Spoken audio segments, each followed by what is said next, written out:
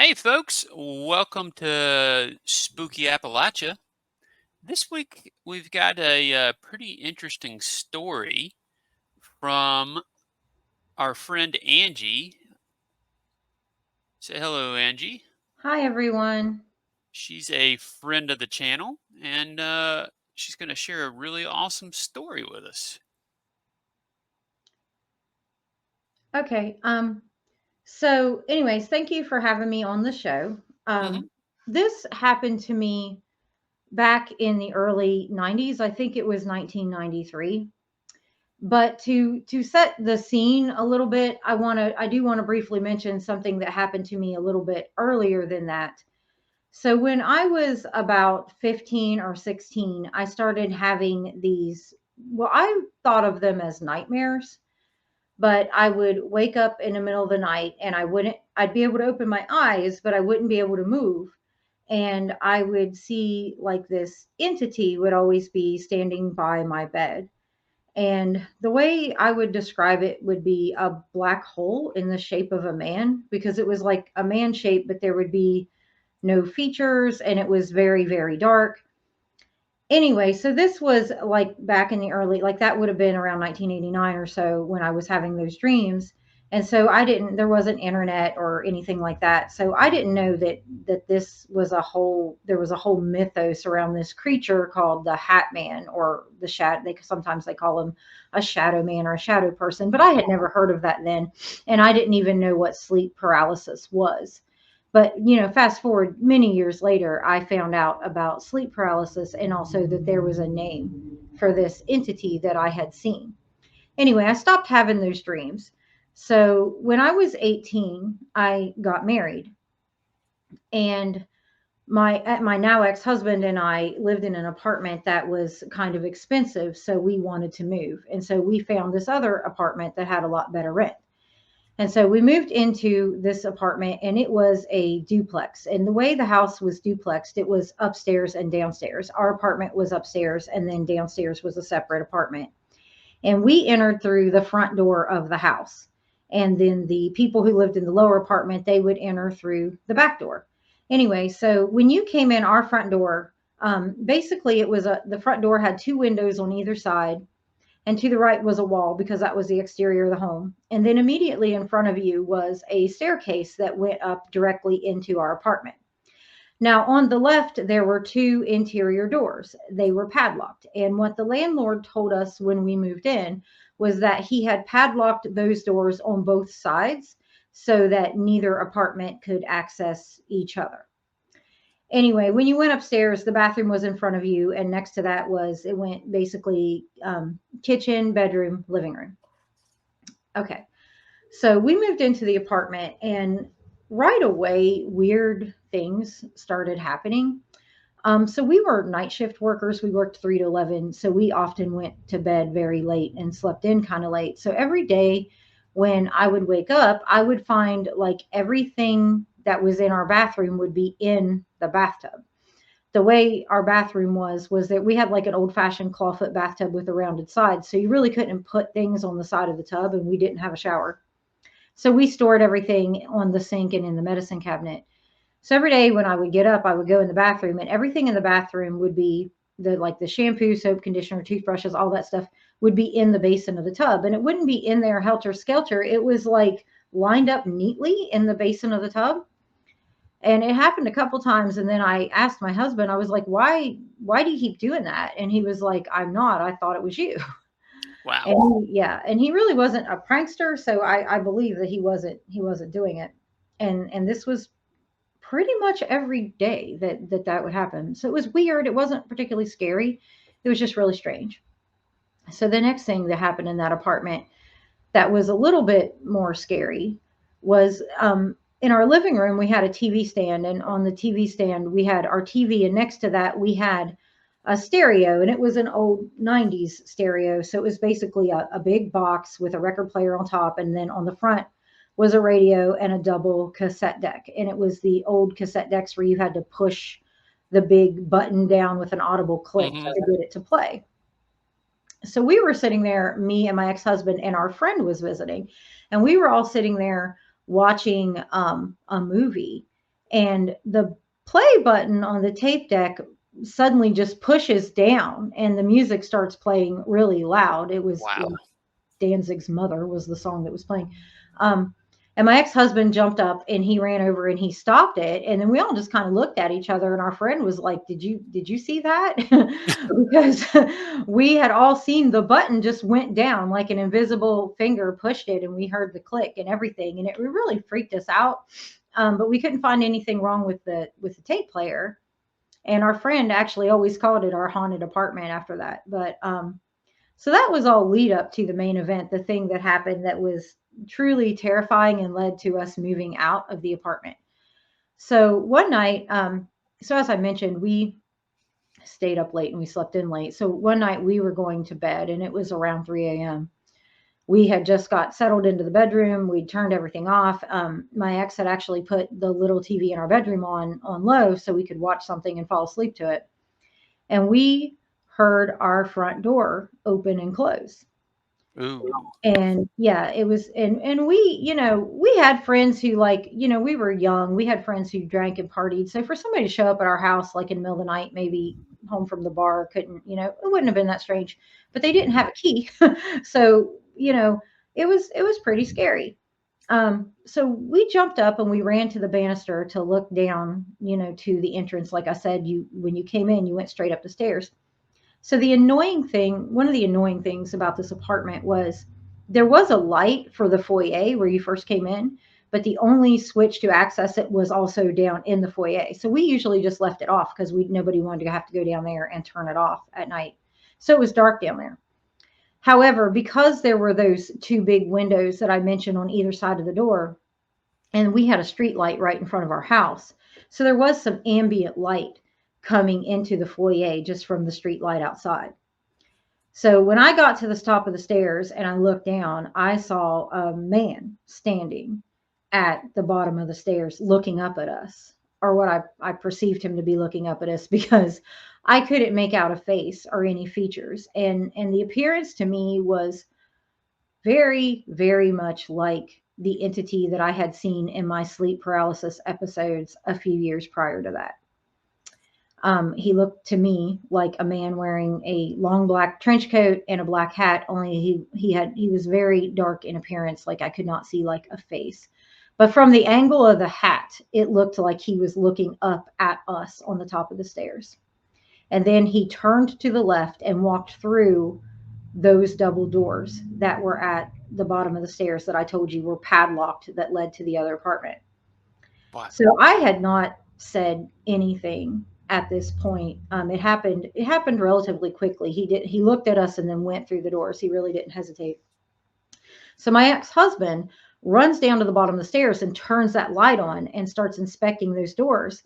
And I said, "What is it?" And he said, and what my ex-husband replied to me was, "There was a dude in here." So I knew at that moment I wasn't dreaming because he had seen something too. And so I went down and we inspected the doors. They were still padlocked. We could not find any other way to open those doors. We could not hear any sounds from the other apartment to indicate that they were awake or anything was going on in there. We inspected everything down there to try to find. And our door, the door to come into our house, when we checked it, it was locked.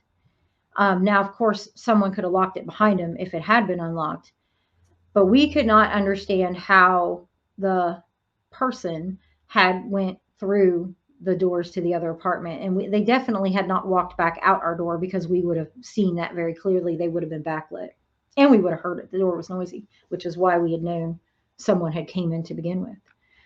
Um, we went back upstairs finally, and we did not sleep that night. I mean, we were both very scared. And when I asked him to describe what he saw, he said there was a guy with a hat and a long black trench coat at the bottom of the stairs, and he went through those doors.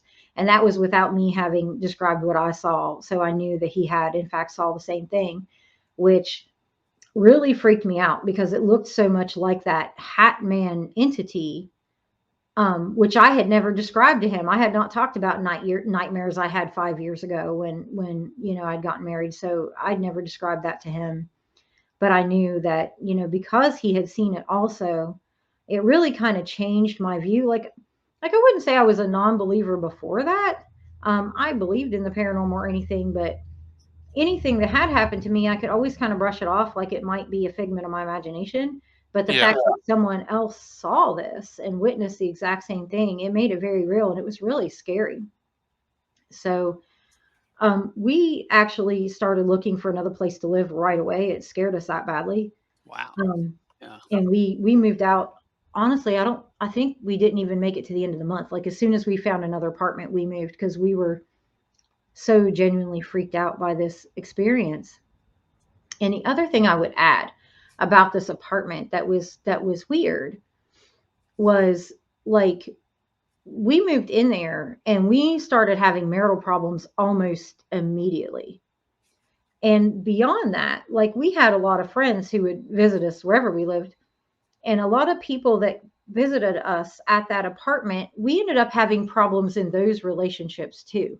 So I almost want to say the apartment had like a bad energy about it or something because I just looking back on it, I always thought it was strange that so many things went south when we moved in that apartment. Now, something when discussing this story in the past, people have pointed out that didn't occur to me at the time. I think I was just so scared.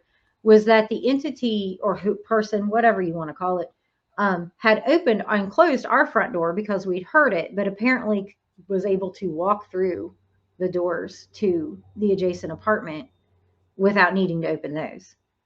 So And I those were found that locked, right? yeah, there was a padlock on our side and the other apartment, and I had been in the down I had visited the people that lived downstairs, and those doors had definitely been padlocked, at least when I was there. So, and I don't know how if even if their side wasn't locked, I don't know how you would go through them and padlock them behind you on our side because those locks were still intact. Right. We thoroughly inspected those doors. We even made sure that the, hinges were actually attached and the door wasn't able to be opened from the opposite, you know what I mean, Mm-hmm. side, and, but that's what occurred, and we got out of there as fast as we could and never looked back because it scared us so much. Did you ever see it again? I have never seen it in person again. I did have those nightmares again. I want to say about probably about 3 years after that because they happened in the house that I lived in right before my ex and I got divorced. Mm-hmm. And I started having episodes of sleep paralysis again, and I would see that entity again when I was having those dreams right before he and I got divorced. But other than that, no, I have never seen it again. Wow. And I guess how long after that did you find out about shadow people in the Hat Man?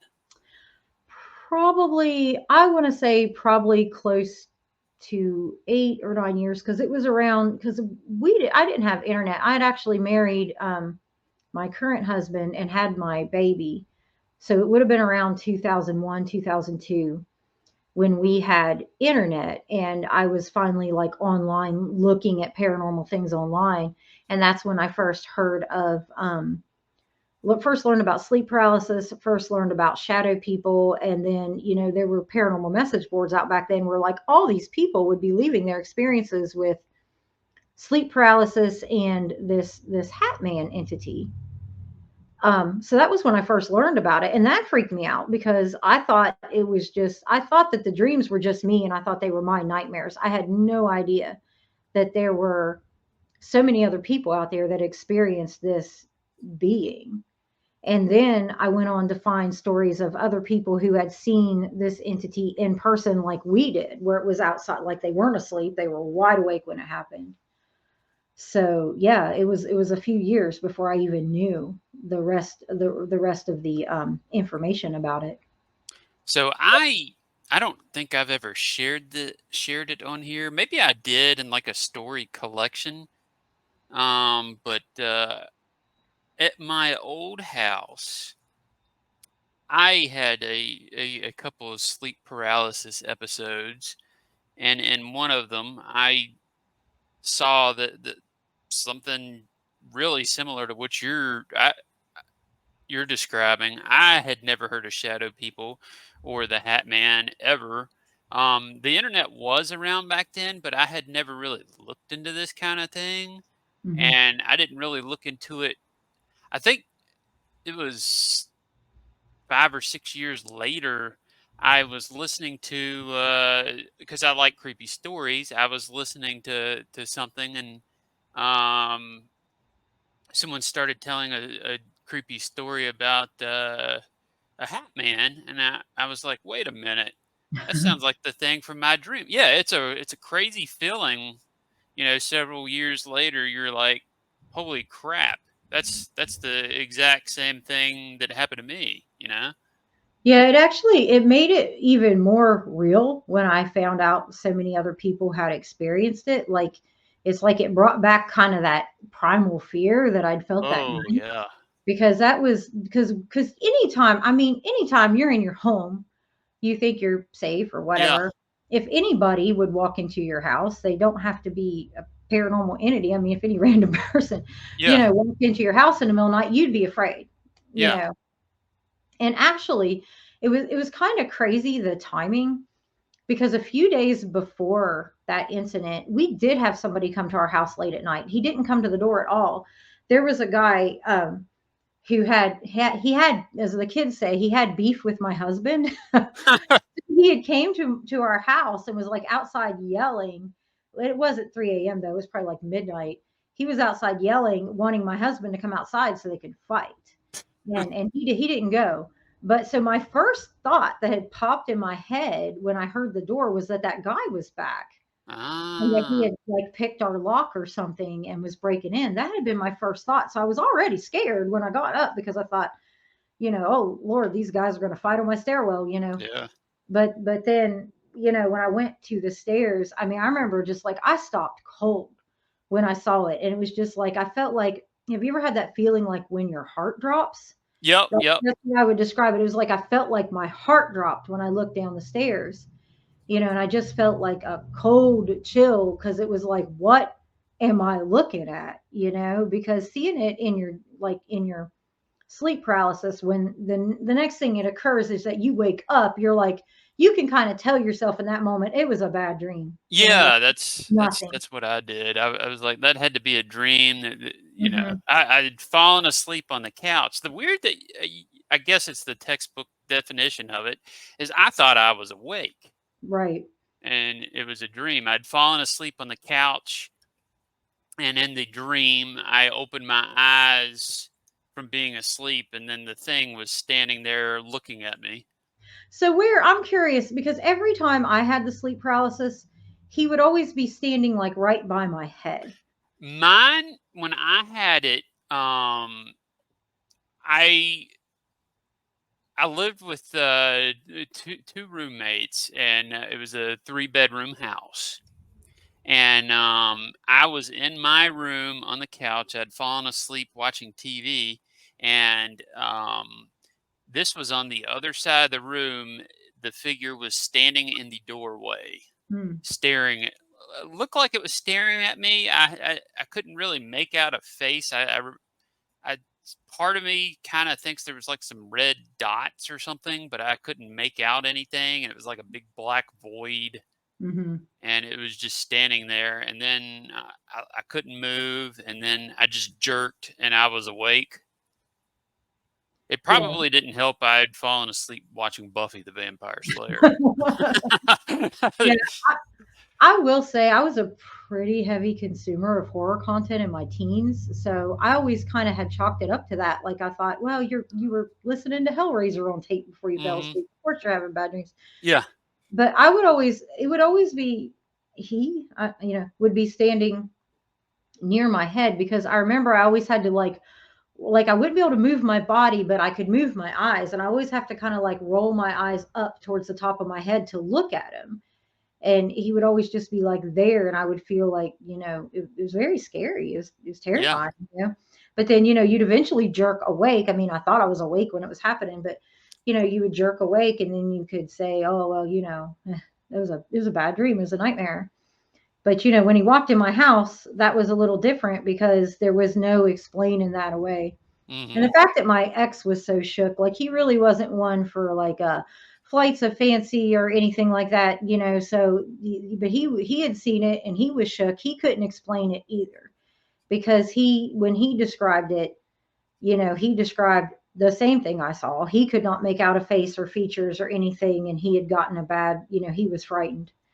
And the fact that it had clearly went through a wall, which is not possible for a live man to do, Mhm. it was too much. The fact that he was so afraid made me even more afraid. Yeah, I would say so. And I also had some odd activity, sort of similar to what you. I mean,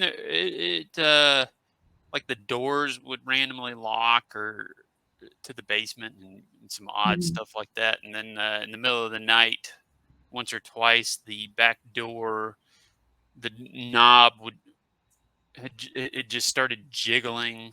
Oh man. Yeah. And oddly, it all stopped when I got my dog. Oh, really? Yeah. Wow. That's the one that just passed away. I think I told you Oh, I'm about. so We're getting sorry. another one. Yeah. Yeah. Wow, that's interesting that the dog Yeah. we didn't have a dog. We did have a did we have our cat? I don't think we had our cat. No, we didn't have our cat yet. I keep wanting to say we had a cat because most of my marriage to him, we did have a cat, but we Mhm. we actually got her right after we moved out of there. But yeah, so it was just a lot of weird things that kind of climaxed with that, and that was like the tipping point. Like we couldn't put up with the random weird stuff in the bathtub and tape decks playing by Mhm. themselves. That was strange, but that was too much for us. We had to get out. Yeah. We weren't like the people in horror movies who always stay. We were Yeah. back in the next day. No, I stayed there for I mean, I didn't really think much of it, and I just stayed Yeah. there for several years, and then it just stopped. And I haven't nothing like that happened again. There Yeah. was the woman in white story I did on here a couple months back. I think that was the last kind of paranormal thing that's happened to me. It was over at the COVID lockdown. Yeah. Well, I mean, I've had a couple things like random weird things happen. I actually had one thing happen before that was scary, but was more like, oh, I could write this off, I guess. But, everything, like I said, that moment was the moment that I was like, yeah, this stuff is real. There's no denying, and it did spark, like I was already interested, but it definitely sparked a lifelong interest. I've always been fascinated by it ever since. But I honestly haven't researched too much into after my initial foyer into like looking into the Hatman. Like after it was like it scared me so bad Yeah, because I I had haven't those either. memories. Like I didn't even read about it that much after that. I was kind of like, yeah, I don't know if I want to know. Yep. I didn't like how like you feel like if you talk or think about something Oh too yeah, happen, definitely. Yeah, yeah. I I guess don't ever that's want to see him again. yeah, I don't blame you one bit. Well, thank you so much for coming on and sharing your story. Yeah, absolutely. If you did enjoy coming on, definitely come on again and share another one if you'd Okay. like. Yeah. Yeah, that'd be great. And at this time, I'd like to thank all the Patreons who support this YouTube channel and I guess podcast too, which is how you listen to it. I Hmm. totally forgot about that. But thank you, Adam, Alvin, Brandon, Charles, Chris, Danielle, Donald, Jeff, Joni, Jordan, Julia, Linda, Misty, Cheryl, Taylor, and our content creator Patreons, Scott, who's an author, Werewolf Radar Podcast, and Jared King TV, who's a YouTube channel. He shares stories like ours. But thank you, everybody, tuning in. And big thanks to Angie for coming on and sharing this story today. Really appreciate it. And I really enjoyed that story. It definitely gave me the willies. I hope it did everybody else. Um, thank y'all and have a good evening.